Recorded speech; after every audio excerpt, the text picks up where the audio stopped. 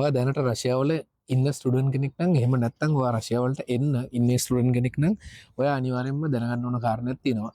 මොකක්ද මේ කාරණය? රශයාවල තියෙන ෆෙඩරල් සිකරුටි සර්විස් එක එහෙම නැත්නම් ෆස්බ.